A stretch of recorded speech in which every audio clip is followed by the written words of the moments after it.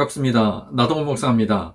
이번 25강에서는 큰 환란 기간에 이 땅에 살고 있는 성도들이 거짓 선지자가 만든 표를 받을 것인가 하는 그 부분에 대해서 다뤄보도록 하겠습니다.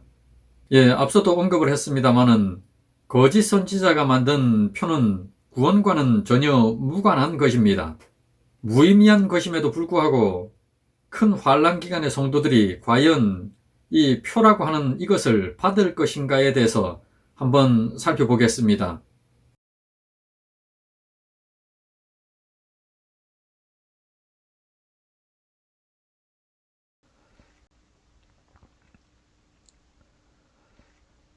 먼저 지난 24강인 하나님께서 큰 환란 기간을 두신 이유를 정리하겠습니다. 하나님께서 큰 환란 기간을 두신 이유는 교회와 불신 세상, 이렇게 두 가지 측면에서 이유를 찾을 수가 있다고 이렇게 말씀을 드렸습니다. 먼저 교회를 향한 이유를 보게 되면은 앞선 선교 시대에는 특정된 모든 자들이 인침을 받아서 구원을 받았고 구원의 문은 닫혔습니다. 이 선교 시대는 개인의 종말인 육신의 죽음하고 인류의 종말 시점이 달랐습니다. 그래서 믿는 자들마다 하나님께서 불러가시는 시점, 육신의 죽음을 맞는 시점이 다 틀렸죠. 그렇지만 큰 환란 기간의 성도들 경우에는 물론 이 중간에 순교를 당한다든지 어떤 질병으로 죽음을 당한다든지 자연사를 한다든지 전쟁으로 죽음을 당한다든지 이런 경우는 있을 수 있지만은 끝까지 생존했다고 봤을 때는 인류 종말 시점하고 성도들의 끝이 동일하게 됩니다. 이러한 이유 때문에 큰 환란 기간에는 모든 성도들을 동시에 하나님께서 성화라고 하는 것을 진행을 하게 되고 그리고 깨어나게 하십니다. 그런데 한 분이 질문을 해왔습니다. 성화라는 것하고 깨어남이라고 하는 것, 이 둘의 관계가 명확하게 좀 이해가 잘 안 된다고 하는 질문을 해왔습니다. 그래서 이 둘의 관계에 대해서 다시 한번 말씀을 좀 드리고 가겠습니다. 이 강의를 보는 분들 중에는 저보다도 이제 신앙적으로라든지 또는 신학적으로 더 깊이 이해하고 계신 분들도 계시고 또 반면에는 기독교를 거의 처음 접하는 분도 있을 수 있기 때문에 그 선이라고 하는 것을 좀 맞추기가 좀 매우 힘이 드는 것이 사실입니다. 그리고 이 종말론이라고 하는 이 강의의 특성상 이외의 부분에 있어서는 거의 다 이해를 하고 계신 걸로 이렇게 가정을 하고 보통 진행을 합니다. 따라서 이렇게 지금처럼 이렇게 별도로 이렇게 문의를 해 오시게 되면은 조금 더 이렇게 보충 설명을 하는 것으로 이렇게 하겠습니다. 성화라고 하는 것은 어떤 한 개인이 회개하고 예수를 믿게 되면은 그에게 성령이 임하시는 그 순간부터 성화가 시작되는 걸로 이렇게 봅니다. 거듭난 이 시점부터 시작해서 인생의 삶을 살다가 육신이라고 하는 죽음, 이것을 맞든지 또는 예수 그리스도의 재림이 있든지 이 기간이 성화의 기간입니다. 이 성화의 기간은 모든 성도가 성화의 과정을 진행하게 됩니다. 비록 거듭났지만은 성도들 중에는 또 때때로 죄라고 하는 것에 빠져 있을 수도 있습니다. 그리고 그 죄에 대해서 하나님께서는 징계라고 하는 것, 다른 말로는 연단이라고 하는 것을 통해서 회개의 길로 나가게끔 만듭니다. 그리고 성화의 과정 중에는 어떤 성도들은 충성을 하게 되고 또 헌신하는 이러한 삶을 살기도 하고 그리고 이러한 것들이 반복되기도 합니다. 그렇지만 이 성화라고 하는 전체 기간으로 보게 될 것 같으면은 반드시 하나님께서 기뻐하시고 원하시는 방향으로 이렇게 점진적으로 성화가 진행되어 갑니다. 이것이 성화입니다. 그리고 여기서 보아서 알 수 있듯이 성화의 과정 중에 비록 때로는 죄악 속에 있는 상태가 있지만은 그것도 성화의 과정입니다. 성화 안에 포함이 됩니다. 그런데 성화의 과정 중에서 깨어남이라고 하는 것, 깨어 있다고 했을 때는 죄악 속에 빠져 있다든지 미혹 속에 헤매이는 그런 상태를 제외한 경우입니다.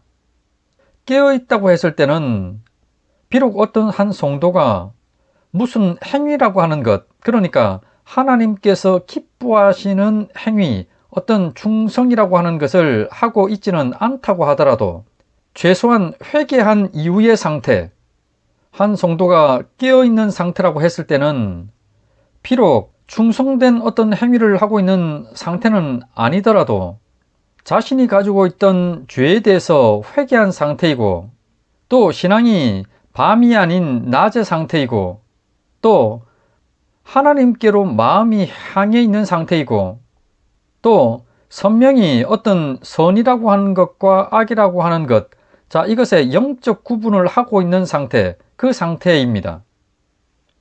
특히 어떤 죄라고 하는 미혹이 왔을 때 깨어 있다고 하는 것은 과감히 이것을 뿌리칠 수 있는 상태를 말합니다. 따라서 깨어 있다고 하는 것은 성화의 과정 중에서 지금 현재 하나님이 기뻐하는 상태를 말합니다. 즉, 깨어남이라고 하는 것은 성화 안에서 죄와 관련된 부분, 자, 이것을 제외한 상태죠. 자, 그러면은 이 성화의 과정 중에서 깨어남의 상태가 어떻게 하면 깨어남의 상태가 될 수 있을까요? 사탄은 쉼없이 미혹하고 있습니다. 특히 큰 환난 기간에는 더욱 극심합니다. 성경은 깨어나는 대표적인 방법으로다가 기도라고 하는 것을 말씀합니다. 그래서 누가복음 21장 36절 말씀이라든지 베드로전서 4장 7절 말씀에 자세히 또 강조하면서 언급을 합니다. 인류 역사에 있는 모든 성도들의 이 성화라고 하는 것, 자, 이것이 종결되는 시점, 모든 성화가 종결되는 그 시점은 예수 그리스도의 재림이죠. 그래서 큰 환난 기간의 말에 모든 성도가 기도하면서 깨어있을 그때 예수 그리스도의 재림이 있게 됩니다. 마지막 큰 환난이라는 이 기간에 살아있던 모든 성도들에게 동시에 큰 환난을 줘서 기도 안 할 수 없는 상태를 만드는 겁니다. 그래서는 깨어나게 하는 거죠. 모두를. 왜냐하면 예수의 재림 이후에는 더 이상의 성화의 기간이 개인별로 없기 때문에 그렇습니다. 또 그것이 큰 환난 기간을 두신 이유가 됩니다. 두 번째로는 세상을 향한 이유입니다.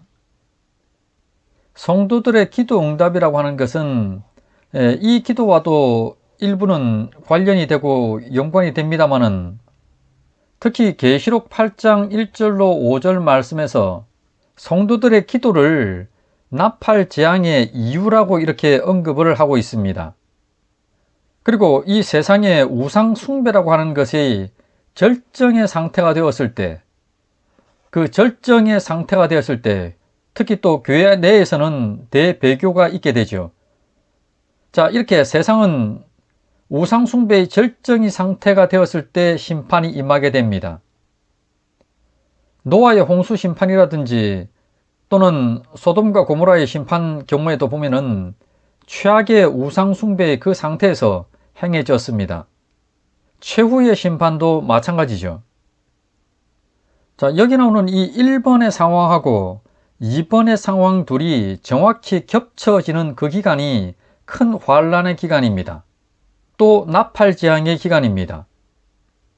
그리고 이 큰 환난이 끝나는 그리스도의 재림 시점, 이 시점은 지상교회가 역사상 신앙이라고 하는 것이 가장 최절정인 시점이고, 동시에 세상의 죄악이라고 하는 것이 가장 절정일 때가 바로 예수 그리스도의 재림 심판의 시점이 또 되어집니다.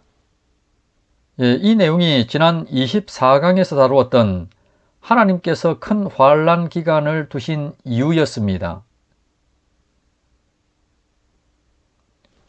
자, 그러면 이번 25강에서는 큰 환난 기간에 성도들은 거짓 선지자의 표라고 하는 것, 자, 이것을 반나하는 것을 한번 다루겠습니다. 앞서 22, 23강을 다루면서 계시록 13장으로부터 14장 13절까지의 큰 환난 기간의 내용하고 또 거기 나타났던 666에 대해서 다뤘었습니다.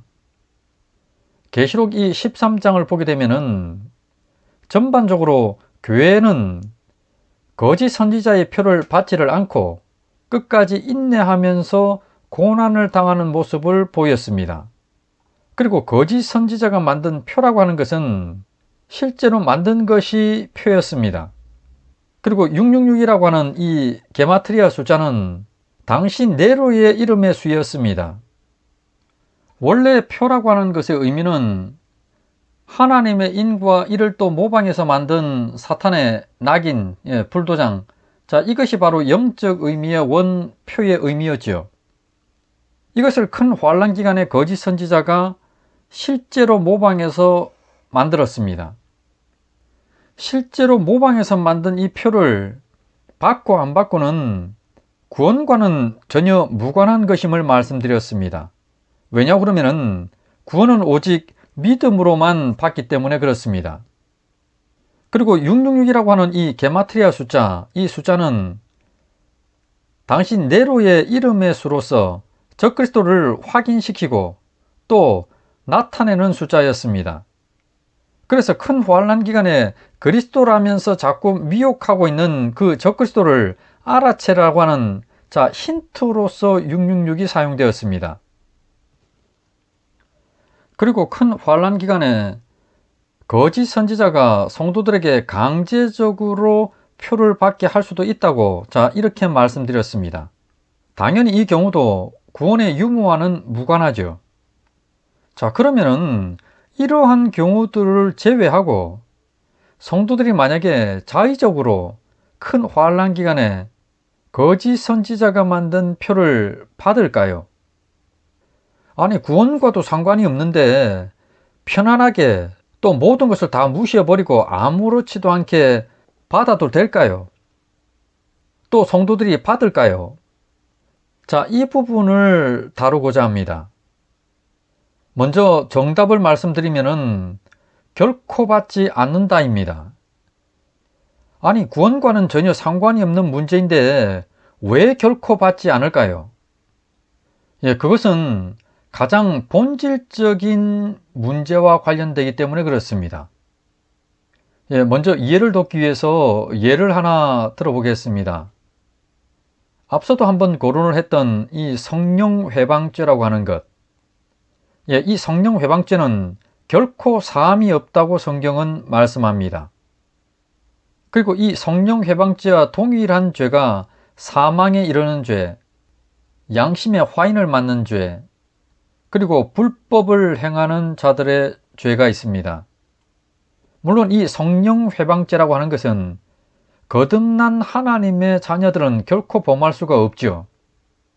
이 성령 회방죄와 관련된 말씀을 한번 보겠습니다. 마태복음 12장 31절로 34절 말씀입니다.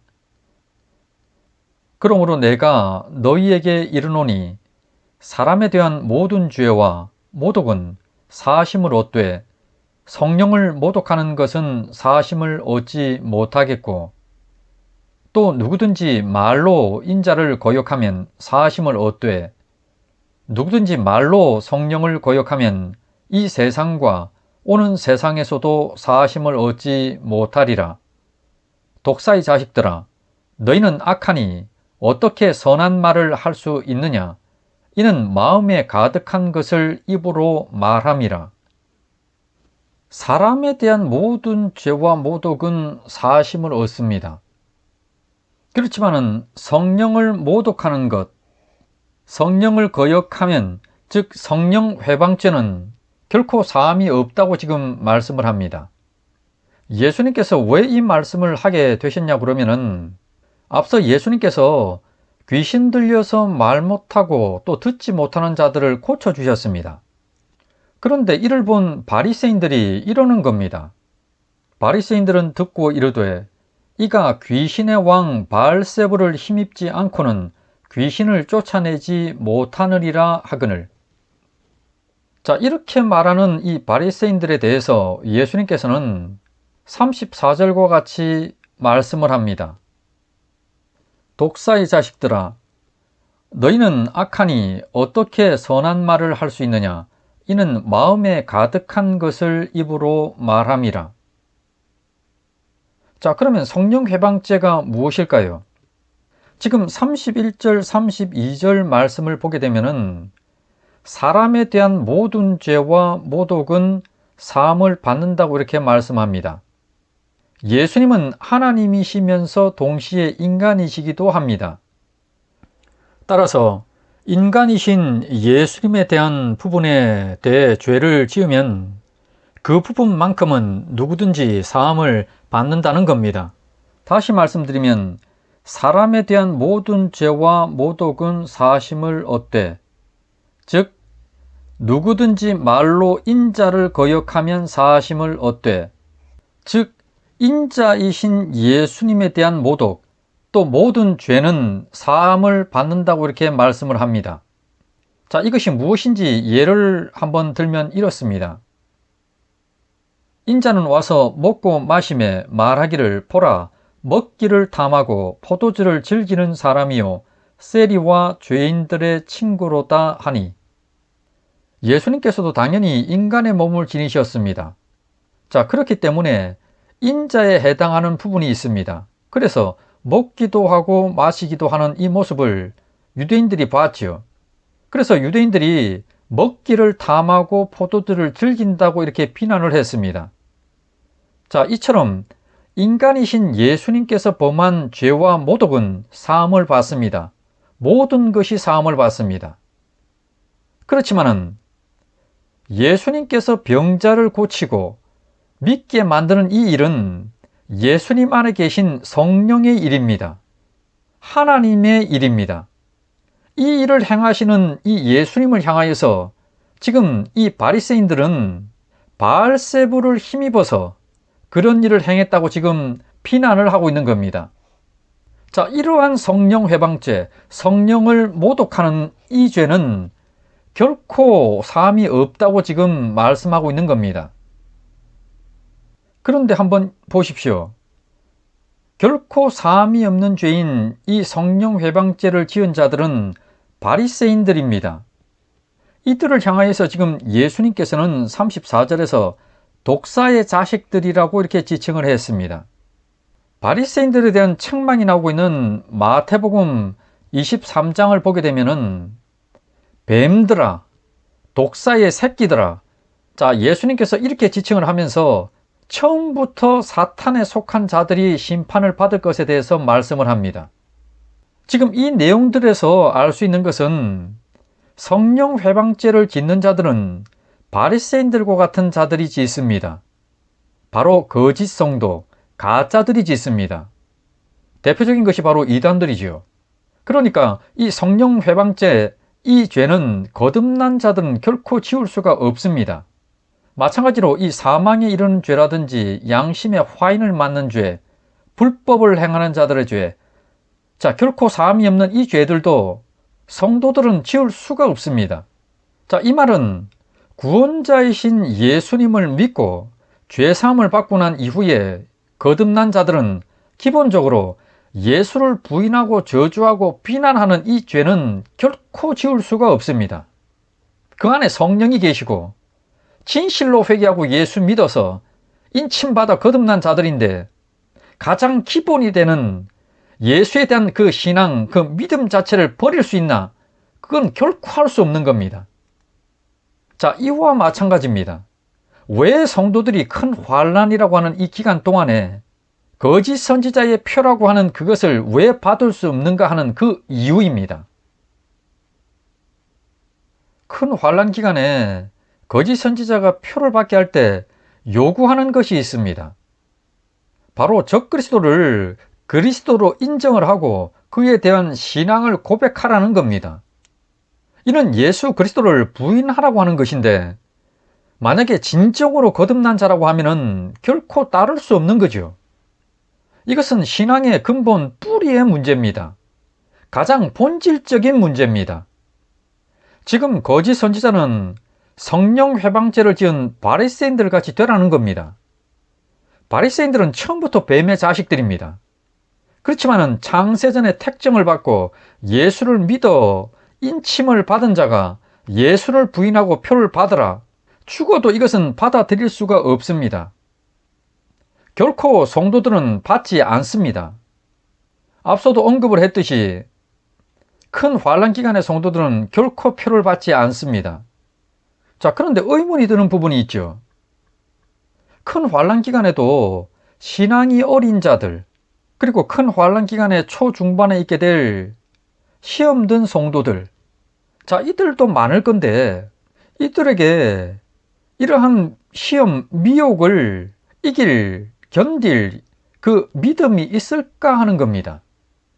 자, 그러면은 이와 관련해서 큰 환란 기간의 상황을 한번 구체적으로 생각해 보겠습니다. 자, 그러면 먼저 큰 환란 기간이라고 하는 전반적인 상황에 대해서 한번 생각을 해 보겠습니다. 오래전에는 이제 제게 이런 질문을 하는 사람들이 있었습니다. 예수님의 재림의 때를 개인적으로는 언제쯤으로 보느냐는 겁니다. 당연히 예수님께서도 모른다고 하신 걸 누가 알겠습니까? 이후에 제가 이제 이런 말을 좀 자주 했지요. 큰 환란 기간이 임한다는 건 곧 예수님께서 재림한다는 의미. 자, 이걸 자꾸 강조를 하다 보니까 요즘 이제 듣는 질문은 이겁니다. 큰 환란이 언제쯤 닥칠까? 자, 이것을 묻습니다. 자, 그런데 사실은 이제 그 답도 모른다죠.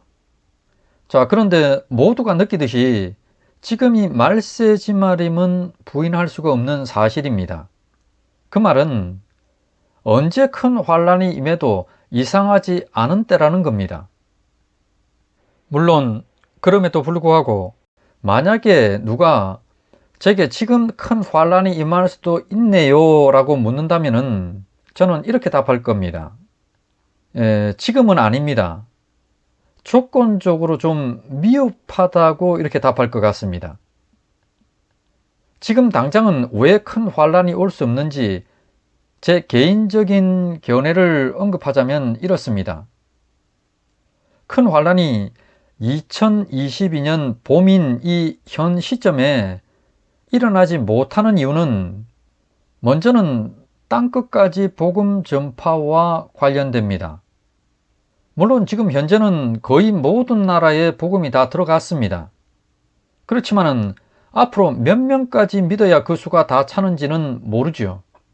또 복음이 들어왔다고 해도 바로 끝나는 것이 아니죠. 우리나라 같은 경우에도 보면은 100년이 넘었지만은 지금도 믿는 자가 계속 나옵니다. 그러니 그 믿는 자가 언제까지 나올지도 알 수가 없습니다. 그렇지만은 판단의 근거가 되는 그 기준이라고 하는 것, 큰 기준은 있습니다. 온 세상에 복음이 전파되고 모든 민족과 족속과 방언, 그 백성에게 전파되는 겁니다. 위클리프 성경 번역회라고, 이곳에서는 전 세계 소수민족, 또 글도 없는 것을 포함해서 7,000개 언어로 2025년까지 모든 번역 성경을 책으로 다 만들겠다고, 자, 이렇게 선포를 하고 그 진행 중에 있습니다. 예전에는 이 한 개 언어만도 번역을 해서 성경 만드는 데는 수년씩 걸렸습니다. 그런데 지금은 이제 컴퓨터뿐이 아니고 인공지능도 발달하면서 수십 개를 동시에 굉장히 빠른 속도로 진행을 하고 있습니다. 그래서 2025년까지 모든 소수민족의 언어들까지도 성경을 번역해서 만드는 작업을 끝낼 수 있을 걸로 이렇게 지금 보고 있습니다. 자, 이는 모든 종족 방언에 성경이 글로 전해진다고 그러면은 지금 당장은 아니라도 이제 멀지 않은 것이 됩니다. 둘째는 다음 강의인 나팔 재앙을 다루면서 좀 더 자세히 언급이 되겠지만은 재앙의 강도라고 하는 것, 세기. 자, 이것은 선교시대는 4분의 1 재앙에서 큰 환란 기간은 3분의 1로 또 예수 그리스도의 재림 때는 전체적인 멸망이죠. 자, 이 수치는 사건이라고 하는 측면입니다. 그러니까 선교시대라고 하는 사건, 큰 환란 기간이라고 하는 사건, 또 예수의 재림 심판이라고 하는 사건, 자, 이것으로 봤을 때는 이렇게 4분의 1, 3분의 1 전체, 자, 이렇게 되죠. 그런데 특히 이 3분의 1 재앙이라든지 이 전체 재앙이라고 했을 때 이 사건은 큰 환란 기간 초기에 있게 될 이 유브라데 전쟁, 자, 이 전쟁으로 3분의 1의 타격, 3분의 1의 인간의 죽음, 자, 이러한 것들이 임하는 걸로 봅니다. 그리고 예수 그리스도의 재림 심판이 있는 아마겟돈 전쟁, 자, 이때는 전체의 심판이고 멸망이고 죽음이죠. 자, 이렇게 사건으로 나누게 되면은 4분의 1, 3분의 1 전체, 자, 이렇게 볼 수가 있습니다. 자, 그렇지만은 연속된 이 시간이라고 하는 개념, 자, 이 상태로 보게 되면은 재앙의 강도, 이 세기는 점차적으로 심각해져 갑니다. 시간이 지날수록. 일례로 이 군사무기, 전쟁 무기 한 가지만 놓고 보면은 500년 전의 무기하고 100년 전의 무기하고 그리고 20년 전하고 10년 전 그리고 지금을 비교해 보십시오. 어떻게 강화가 되고 있는지 이해되실 겁니다. 그리고 또 이 환경 파괴라고 하는 것을 생각해 봐도 이해가 될 겁니다. 공해라든지 폐수, 매연, 자, 이러한 것들이 수많은 기상이변과 날씨 변화, 자, 이러한 것들로 점점 악화가 되어져 가고 있습니다. 그리고 핵 개발이라든지 이에 대한 확산 문제, 또 각종 질병, 식량 문제, 자, 이런 상황들은 점진적으로 지금 계속 심각해지는 그 방향을 향하여서 계속 나아가고 있습니다. 그리고 앞으로도 점차적으로 보면은 지진이라고 하든지 또는 화산 폭발이라든지, 자, 이러한 것들도 더 강도나 횟수에서 빈번해질 겁니다. 그리고 특히 결정적인 것은 교회와 관련된 사항입니다. 앞서도 대배교를 다뤘습니다마는 큰 환란이 일어나기 직전에 있을 대배교입니다. 앞서 데살로니가 후서 2장 3절 말씀하고 다니엘서 8장 23절 말씀, 이것들을 통해서 알아봤습니다마는 배교라고 하는 것이 임계점에 이르렀을 때, 그때가 되었을 때 큰 환란으로 이어지기 때문에 아직은 우리가 봐서 이 임계점 정도는 아니죠. 현대 에큐메니칼 운동이라고 하는 배교 운동이라든지 또 종교 다원주의, 세계 종교 통합이라든지 이런 것이 공론화되고 세력화가 되고 우리가 보고 느끼기에 뭔가 굉장히 심각해져 간다고 하는, 자, 이 느낌을 반드시 받을 거라는 겁니다. 그리고 이러한 것들이 교회 내에서뿐만이 아니라 국가 차원에서도 연계될 겁니다. 그러니까 정치라든지 국제적인 어떤 시민단체가 되었던, 자, 이것들과도 연계되는 거죠. 일례로 지금 페미니즘이라든지 또 동성애자 등의 소수자들 인권운동, 한참 지금 국회에서 대두되고 있는 평등법 제정 문제라든지, 자, 이런 것들도 다 연계선상에 있는 겁니다. 자, 이러한 상황들이 좀 더 강력한 힘을 얻고 득세할 겁니다. 그리고 셋째로는 큰 환란 기간에 중요한 것이 주민들을 통제를 하고 또 교회를 박해하는 도구가 되는 거짓 선지자의 표, 이 표인데 이에 대한 기술이 아직은 좀 미약합니다. 우리가 잘 알듯이 베리칩, 바이오칩이라고 하는 것이 이미 나왔습니다. 그리고 최근에는 하이드로겔 마이크로칩이라고 하는 것까지 나왔습니다. 그렇지만은 개인의 어떤 금융이라든지 매매, 정보, 이런 것들이 인공지능하고 좀 더 연계되고 고도화될 필요가 있습니다. 더 많은 이유가 있겠지만은 개인적으로는 이러한 이유들로 인해서 지금 당장 2022년 이 봄에 큰 환란 기간이 임하는 그것에는 회의적입니다. 그렇지만은 보아서 아시겠지만은 이 세 가지 전부 다가 극히 얼마 남지 않아서 이루어질 것으로 보인다는 점입니다. 자, 그러면 앞으로 돌아가서 큰 환란 기간에 성도들이 자의적으로는 결코 표를 받지 않는다고 이렇게 말씀을 드렸습니다. 그러면 거듭난 자들임에도 시험이 든 상태이거나 또는 신앙이 어린 사람은 어쩌나 하는 겁니다. 지금 막 생각만 해도 막 무섭고 두렵고 막 덜덜 떨리고 있는 그 상태인데 옆에서 있던 교회 지도자나 큰 믿음의 동료가 그럽니다. 아, 형제 여러분, 우리 모두 이 교회에서 끝까지 버티고 있다가 잡으러 오면 잡혀갑시다. 표를 받으라고 하면 순교를 각오하고 거부하다가 장렬히 죽어서 천국 갑시다. 자, 이러는 겁니다. 아직 신앙이 어리고 시험 든 상태에서 이게 되나요? 두렵고 떨리는 상태에 있는 성도가 봤을 때는 표를 받는 자들에게 주는 혜택, 이 혜택은 굉장히 달콤하게 보일 겁니다. 자신이 지금까지 누려왔던 직업, 지위, 경제활동, 집, 문화생활, 이 모든 것에 대한 피해를 전혀 받지를 않습니다. 더군다나 지금 주변에는 수많은 거짓 성도들, 가짜들은 당당하게 표를 받는 겁니다. 이러한 상황 속에서, 혼란의 상황 속에서 엄청난 고문과 죽음 앞에서 어떻게 표를 거부하고 당당히 순교를 합니까? 그러면 이와 관련해서 성경에서는 무슨 방법을 말씀하지 않을까요? 연약한 신앙의 성도들은 이 위기를 어떻게 극복을 할까요? 우리가 잘 아는 말씀을 한번 보겠습니다.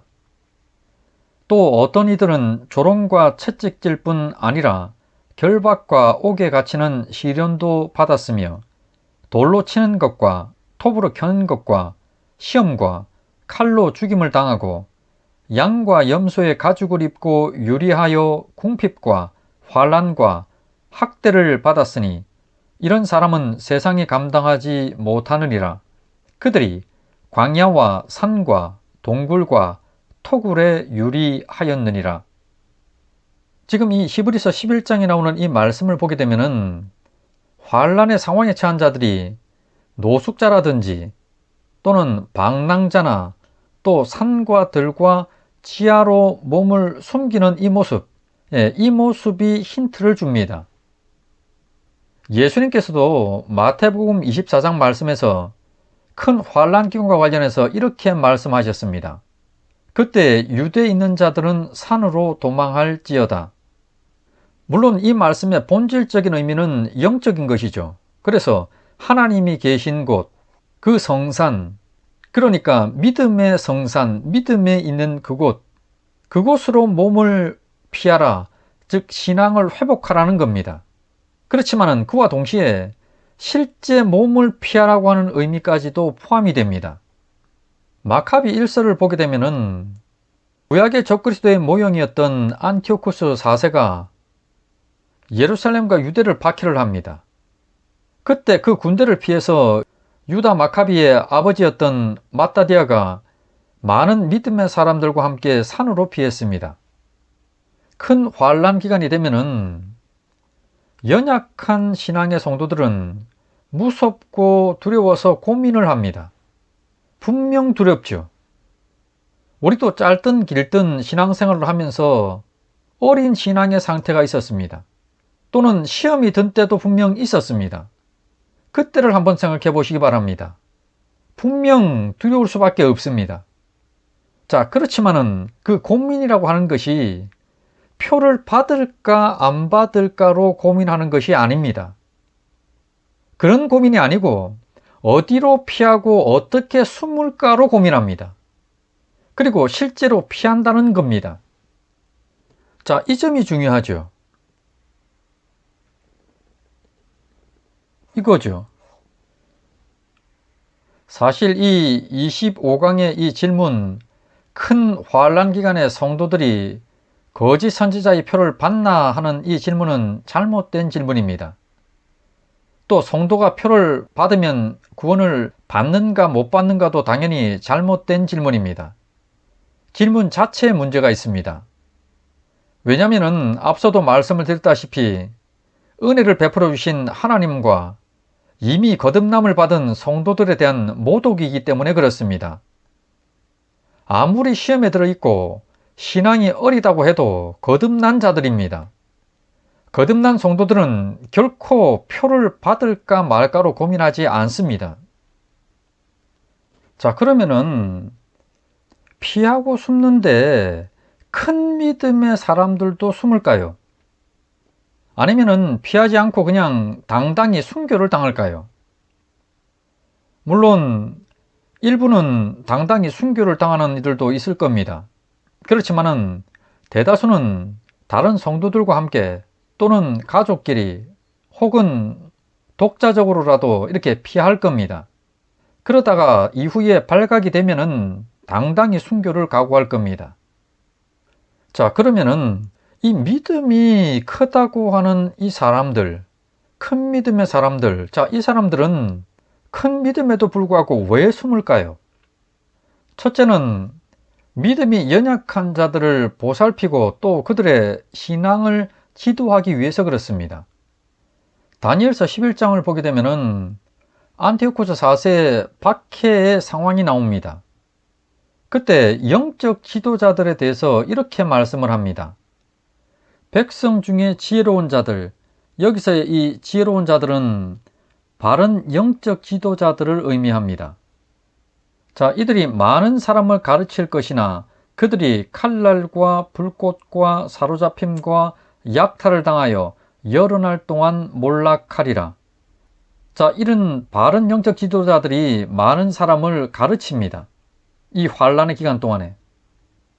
그리고 여러 날 동안에 몰락하리라. 여기서는 몰락하리라로 이렇게 번역이 됐습니다만은 이 카샬이 긍정적인 의미하고 또 부정적인 의미로 쓰일 수가 있는데, 긍정적으로 쓰이면은 비틀거리고 쓰러지는 것, 그러니까 순교까지 그 상황이 고려되는 거지요. 자, 그런 각도에서 여기서는 봐야 됩니다. 그래서 칼날이라든지 불꽃이라든지 사로잡힘이라든지 약탈이라든지 이러한 환란 가운데서 여러 날 동안에 걸쳐서 바른 신앙의 영적 지도자들이 비틀거리고 쓰러지는 상황, 자, 순교까지 당해가는 바로 그 상황이 되어진다는 겁니다. 그렇지만은 이 큰 환란 기간 가운데서 자, 이렇게 바른 영적 지도자들이 많은 사람을 가르친다는 겁니다. 그들의 신앙을 돕는 거죠. 그 일을 하는 겁니다. 그리고 둘째 이유는 그리스도의 재림의 날에 이 땅에는 상당수의 성도들이 육신이 살은 상태, 육신이 살아있는 그 상태에서 예수님의 재림을 맞게 된다는 겁니다. 자, 이 또한 하나님의 뜻입니다. 그 후에 우리 살아남은 자들도 그들과 함께 구름 속으로 끌어올려 공중에서 주를 영접하게 하시리니 그리하여 우리가 항상 주와 함께 있으리라. 예수님의 재림의 그때에 육신이 죽은 자들이 먼저 이제 부활을 하지요. 이후에 땅에 살아남아 있던 자들도 부활해서는 같이 하늘로 올라갑니다. 지금 그 말씀인데, 지금 여기서 육신이 산 상태의 성도들도 복수형을 사용했습니다. 그래서 상당수가 육신으로 살아있을 거라는 것을 강조를 합니다. 이 말은 당연히 이 무리 속에는 영적 지도자라든지 또는 큰 믿음의 사람들도 포함되면 당연하죠. 자, 이러한 이유들로 인해서 큰 환란 기간이 되었을 때 큰 믿음의 사람들이 처음부터 순교자로 하지 않는다는 사실입니다. 자, 그러면은 구체적으로 큰 환란 기간이 되었을 때 성도들은 어디에 또 어떤 방법으로 몸을 숨길까요? 안타깝지만은 이걸 공개적으로 어떻게 이렇게 거론할 수는 없습니다. 왜 그런지는 잘 아실 겁니다. 그렇지만은 이 세상에 있는 사람들이 알고 있는 이미 알려진 내용 몇 가지를 말씀을 드립니다. 자, 이를 참고해 보는 것도 아마 좋을 겁니다. 먼저는 카타콤입니다. 단어의 뜻은 지하 무덤이라는 말입니다. 로마의 이 시신 매장 문화는 도시의 지하에 시신함을 이렇게 모아두는 거죠. 괴는 로마의 박해를 피해서 이곳에 숨어들었고 수백 년간 그곳에서의 삶이 지속되었습니다. 시간이 지나면서 거미줄처럼 지하를 파서 연결하고 또 주거시설이라든지 교회 등을 만들었습니다. 로마 같은 경우에는 카타콤의 길이가 현재 발굴된 것만 약 900km 정도입니다. 지금 이 모습은 로마의 카타콤인데 시신을 두는 관의 보관소가 지금 통로를 따라서 이렇게 쭉 있는 모습입니다. 그리고 이것은 터키 쪽에 있는 카타콤의 모습입니다. 지금 위에는 도시고 도시 밑에 보면은 이렇게 몇 층으로 해서 이루어져 있고 거기는 보면은 광장 예배당도 있고 학교도 있고 또 가축을 키우는 우리도 있습니다.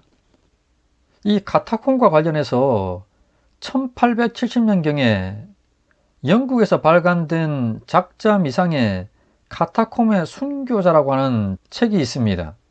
그 책 내용을 보게 되면은 카타콤의 이 출입구, 비밀 출입구가 로마 군대에 발각이 된 경우가 나옵니다. 그때 보면은 군인들이 횃불을 들고는 성도들을 소탕하기 위해서 들어갔는데 어둡고 칙칙한 동굴이 끝도 없이 막 미로같이 이렇게 연결되어 있는 겁니다. 어떤 곳에는 지하 2층, 5층 막 이렇게 되어 있고 나중에 되니까 이제 자신들까지도 출구를 못 찾을지도 모른다는 두려움이 막 들 정도입니다. 그래서는 끝내는 소탕을 포기하는 내용이 나옵니다. 자, 만약에 이런 상황이 지금이라면 어떨까요? 케이블을 막 연결해 가지고 쭉 가면서 막 불도 켤 수 있고 또 위치를 파악할 수 있는 센서 같은 것들도 있습니다. 그 말인즉슨 일단 발각이 되면은 성도들이 위험할 수가 있겠죠.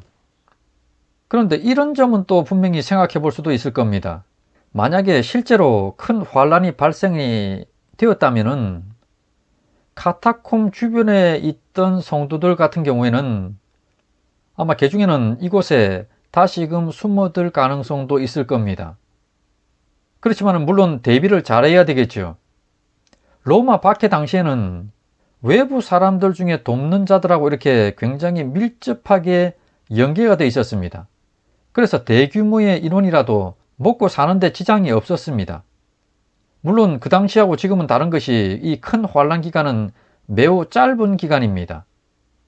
그리고 요즘은 보면은 영양이라고 하는 성분, 영양 성분이 가루 같은 걸로 해서 이렇게 지금 함축되어 있는 것들이 이제 판매되는 것들도 있고 뭐 이런 제품들이 많기 때문에 아마 도움이 되죠. 두 번째 사례는 2차 세계대전에 있었던 그 안내 일기, 그 안내 일기의 주인공인 안네 프랑크의 사례입니다.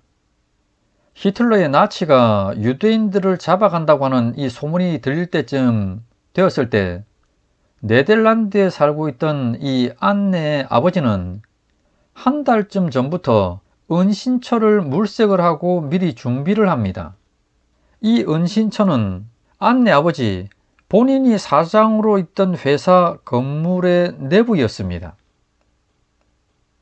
이 회사는 식료품 재료, 그러니까 계피라든지 뭐 후추 같은 이런 것들을 판매하는 중간상 그것을 하고 있었습니다. 직원이 한 대략 7명 정도 되었고요. 이것이 회사 건물인데 건물의 이 두 개가 하나입니다.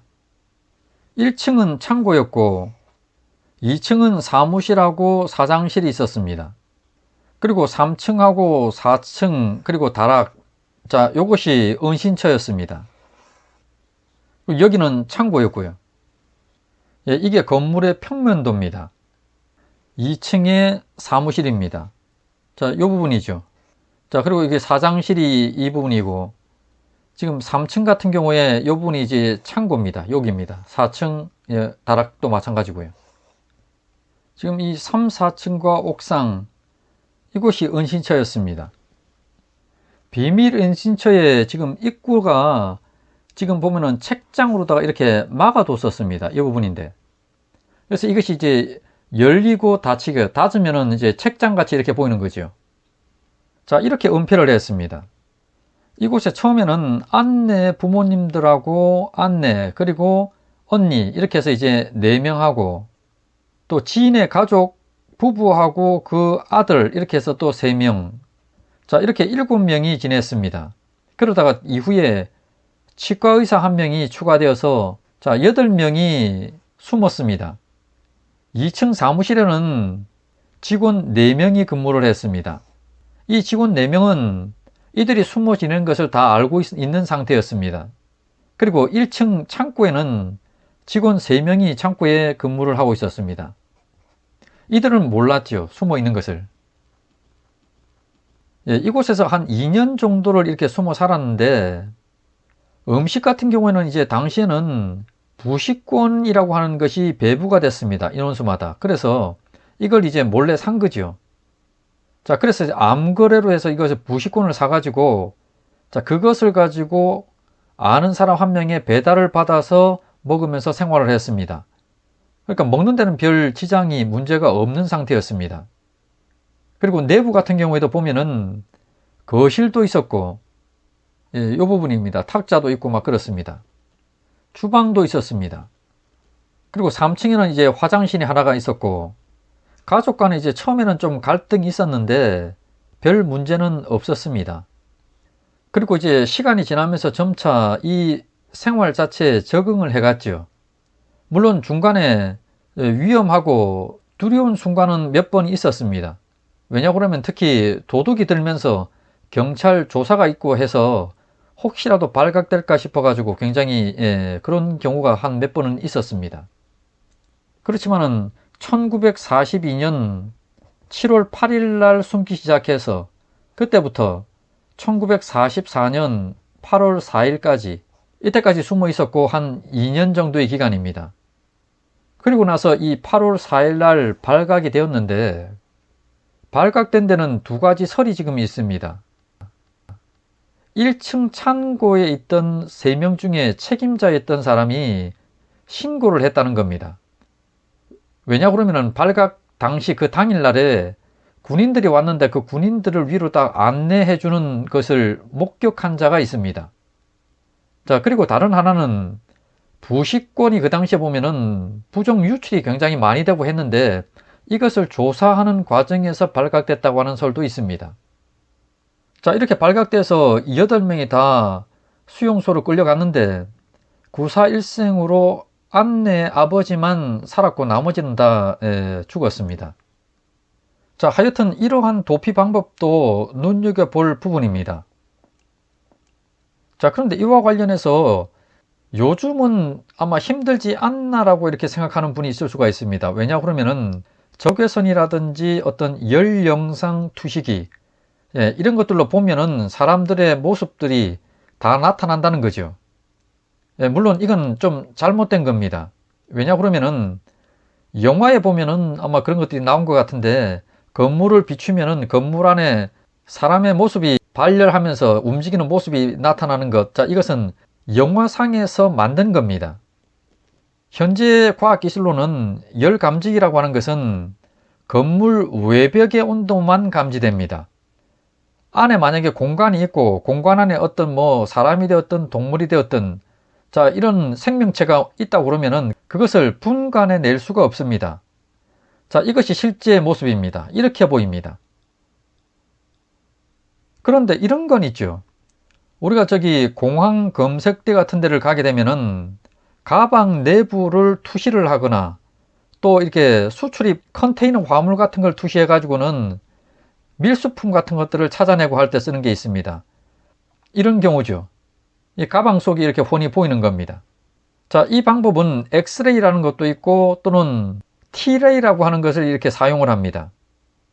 그런데 이것은 이제 무슨 총같이만 이렇게 쓸 수 있는 그런 것이 아니고, 한쪽에서는 엑스레이나 또는 T레이를 갖다 투시를 하게 되면은 반대편에 반사판이 있습니다. 그래서 가운데 물건을 두면은, 자, 이것에 의해 가지고 반사판에 맞고 오는 파가 있어야 하는데, 일반 집의 건물들 같은 경우에는 집 뒤에 큰 반사판을 설치를 하고 투시를 해야 되는데, 그건 말이 안 됩니다. 불가능하죠.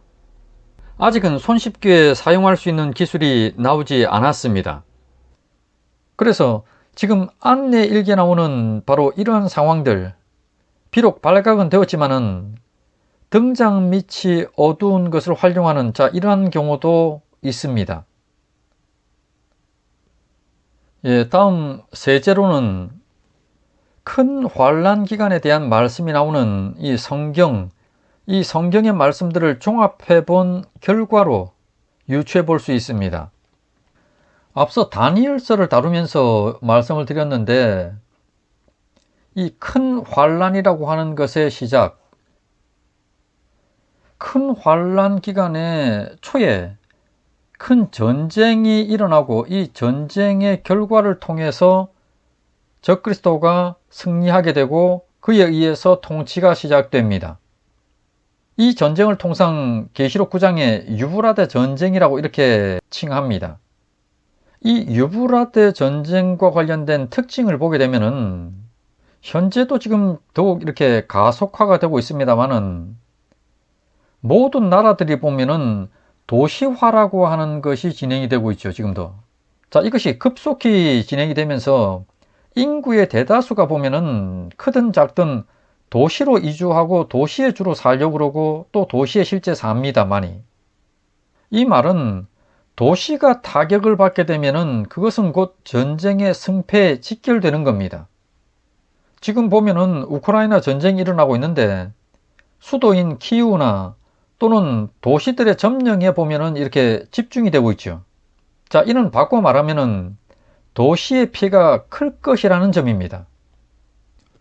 그리고 다니엘서에서 보면은 북방왕하고 남방왕의 두 세력이 충돌을 하는데, 이 두 세력 안에는 보면은 힘센 나라들도 있고 상대적으로 약소국들이 섞여 있었습니다. 전쟁이 나게 되면은 힘센 나라들에 대한 타격에 집중할 겁니다. 경제적으로라든지 또는 군사적으로 약소국들은 승패에 그렇게 별 영향을 못 줍니다. 따라서 경제적으로나 군사적으로 강대국이면서 그들의 대도시 또는 군사도시, 자, 이럴수록 타격 1순위가 되고 큰 피해가 올 겁니다. 반대로 약소국일수록 또 농촌 지역일수록 그 피해는 상대적으로 작을 겁니다.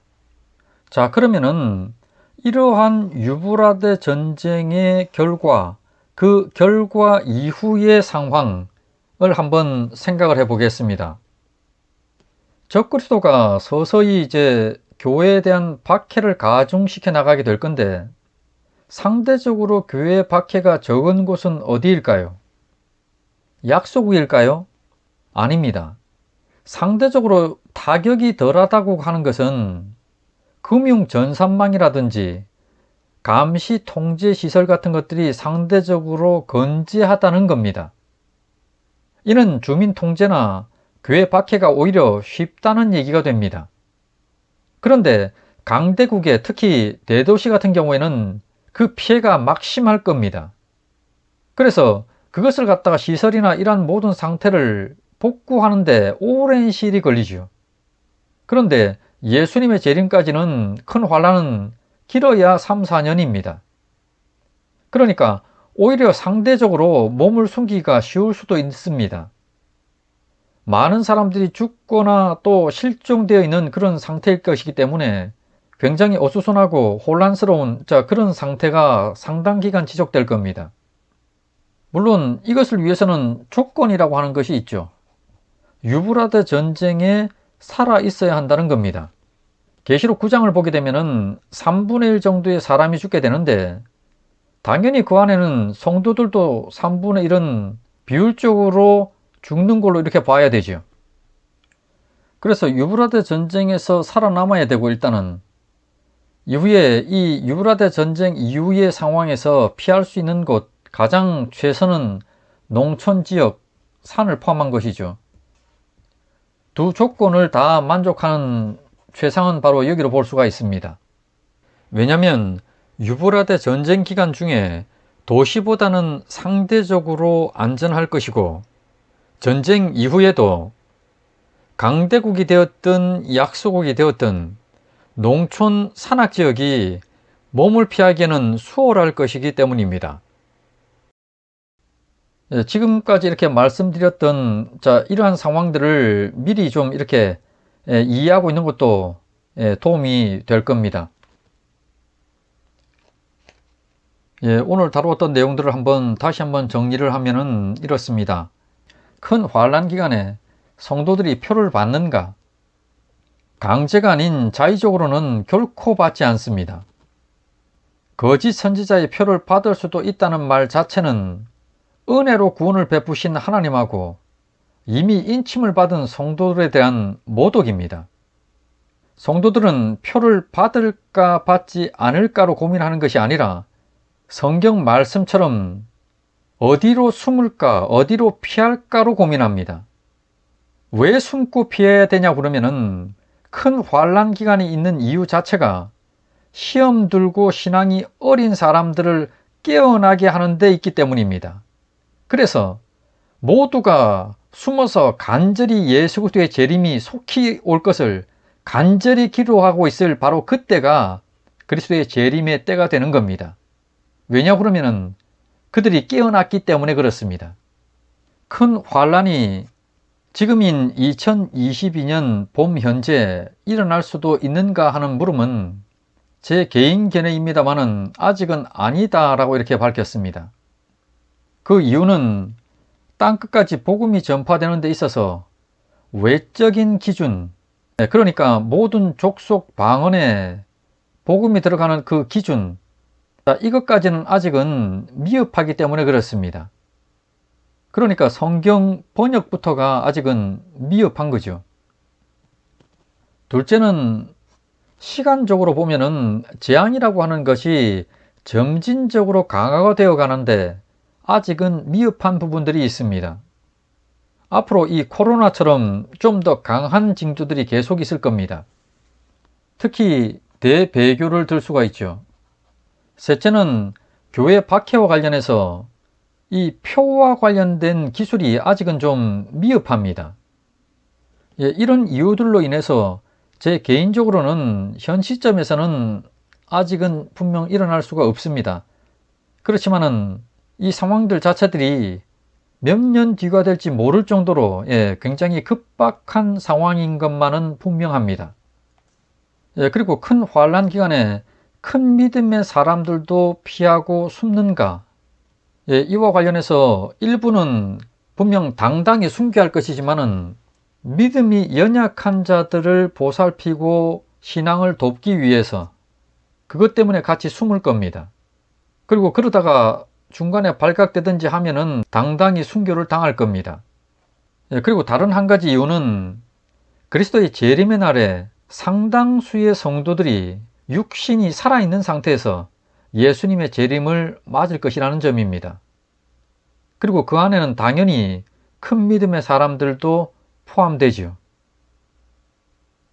그리고 큰 믿음의 사람들을 포함해서 신앙이 어린 사람들, 또 시험에 들어있는 사람들까지를 포함한 이들이 구체적으로 어디에 어떤 방법으로 몸을 숨기게 될 것인가와 관련해서 분명 구체적으로는 밝힐 수 없습니다만은 이미 알려진 사례들을 들었습니다. 카타콤하고 또 안내 일기에 나타난 상황들, 그리고 성경 전반인 큰 환란 기간과 관련된 언급들, 이러한 것들을 유추해 봤을 때 우리의 생각을 발전시킬 수 있는 여지들을 힌트로 이렇게 제공하는 것을 봅니다. 다음 8강에서는 계시록 8장 9장의 나팔 재앙을 다룹니다. 그때 다시금 좀 더 자세히 살펴보겠습니다. 이렇게 해서 큰 환란 기간에 성도들이 거짓 선지자의 표를 받는가란 주제를 다뤘습니다. 구원과는 전혀 상관이 없음에도 불구하고 성도들은 표를 받지 않습니다. 당연히 이미 인침을 받아서 거듭난 성도들이 예수 그리스도를 부인하고 적그리스도를 인정할 수는 없습니다. 사실 이러한 질문 자체가 은혜를 베풀어 주신 하나님과 이미 거듭난 성도들에 대한 모독이죠. 지금 강의의 내용이 큰 환란 기간의 중심부를 지나고 있습니다. 다음 강의에서는 계속해서 나팔 재앙을 다룹니다.